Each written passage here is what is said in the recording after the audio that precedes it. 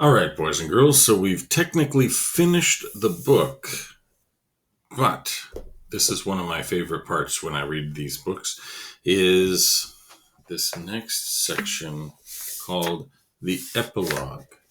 Because when I read a book and I find that I'm enjoying the characters and I want to know what's happened, what are these people doing, and what happened, that can't just be the end. The epilogue is like the story after the story. It tells what happens next. It's like a conclusion. It takes everything that we've read and it wraps it up and tells what's happened. Okay? So let's go ahead and hear that. Epilogue.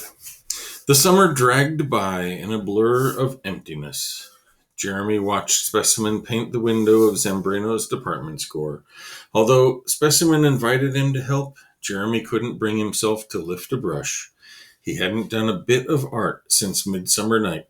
Fat Pete returned in July wearing a new scar and crankier than ever. Howard and Freddie whispered to each other whenever they saw Jeremy in the park, but they stayed away from him, as they had ever since Jeremy and Tiamat had chased Freddie away. Mary Lou, who gave up trying to talk to him, watched with sorrowful, that sad, eyes as he moved further and further into himself. His parents grew increasingly worried. "Why don't you draw anything anymore, sweetheart?" as she did on several occasions. Jeremy only shrugged. He didn't know how to explain. He couldn't even explain it to himself. He did not go back to the library either. He didn't want to see Miss Priest. Not that he blamed her for the loss of Tiamat, at least not much. He just didn't want to see her. In August, she sent him a note, telling him that he could have the book that she had loaned him. "It's not a library book," she wrote. "Rather, it is from my private collection. Keep it as a thank you for your efforts." He thought often of the words she had whispered to him the night that Tiamat left. "Midsummer Night will break your heart. All Hallows Eve may patch it." What was that supposed to mean anyway? Time heals everything? Big deal. He knew he would get over this, sooner or later, in a way, but nothing could convince him that life would ever be the same as it had been when he had had a dragon. Summer came to an end. He started 7th grade, which meant a new school and new teachers. He moved through the halls as if he were just visiting, never becoming part of it. He carried Tiamat's tear with him wherever he went. In October, his parents decided to have a party. "An old-fashioned Halloween party," said his father, trying to inspire some enthusiasm in Jeremy.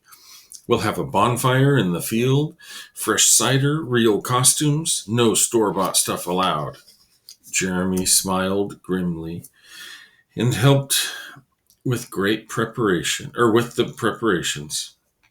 His father lit the bonfire with great ceremony, announcing they were celebrating a night when magic was let loose upon the world.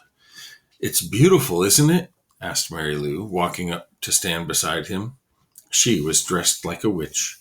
Jeremy shrugged. The leaping flames reminded him of Tiamat. It hurt to watch them. Several other kids were at the party. Several other kids from school were at the party too. Jeremy said hello to each of them, but not much else. His eyes were continually drawn back to the bonfire.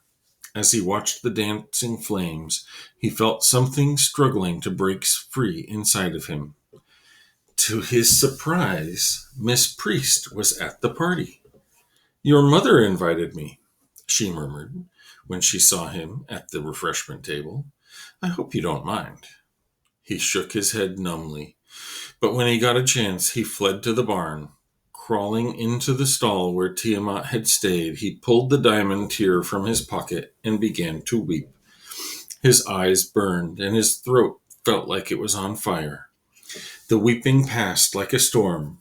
Lying on the straw, he stared into the darkness, listening to the noises of the party outside. He was drifting off to sleep when a swirl of color flowed through his head. Shivering, he sat up.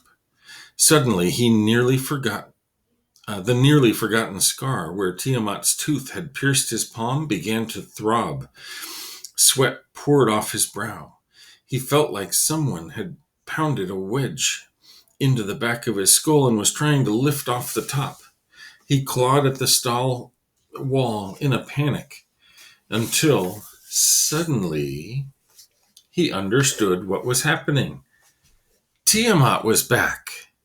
T? He called. T, where are you? Here, she whispered inside his head.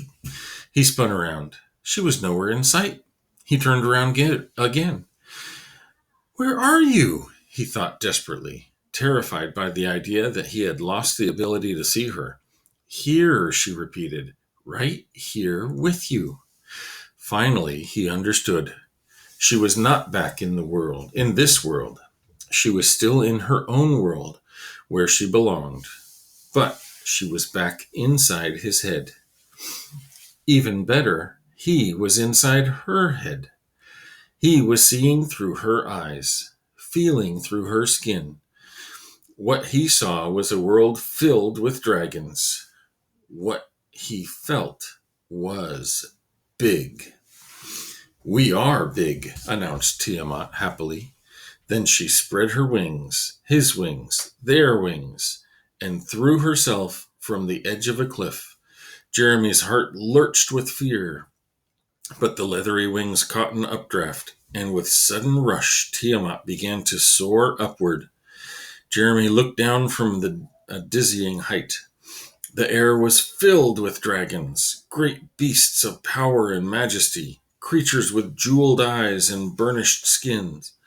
He caught another current of hot air in his wings and spiraled upward, looking out over the world of ferocious beauty. High volcanic mountains capped with plumes of smoke and ash were feeding fire into the sky. Dragons soared and wheeled above and between the mountains, spiraling up.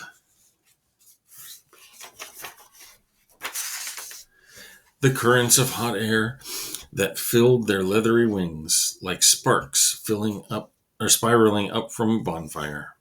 The world of dragons. Tiamat's world. And now, suddenly, his world too. I missed you, he thought to Tiamat. And I you, she replied. She said it in his mind, and she said it out loud. And when she spoke, it was with a tongue of fire. Her flames curled through the sky, and in them he read the promise that he could return to this world every night. When he dreamed, he would dream of dragons. With Tiamat, he would slither into jewel-studded caves, soar through ash-dark skies, and study ancient mysteries. Fire in his eyes, Jeremy rejoined the party. When Miss Priest saw him, she smiled. Reaching into her cape, she withdrew a ring and slipped it onto her left hand. In the light of the bonfire, Jeremy could see that the stone set in the ring's top was a tear-shaped diamond. He raised a questioning eyebrow, looking more like his father than he would have guessed. Miss Priest smiled and nodded, touched her lips with her finger, then she turned and vanished into the night. The next morning, Jeremy went to his desk, humming contentedly. He arranged his pencils in front of him, then he took out some paper, and he began to draw. The end. Oh, boys and girls, I like that story. I hope that you liked it too.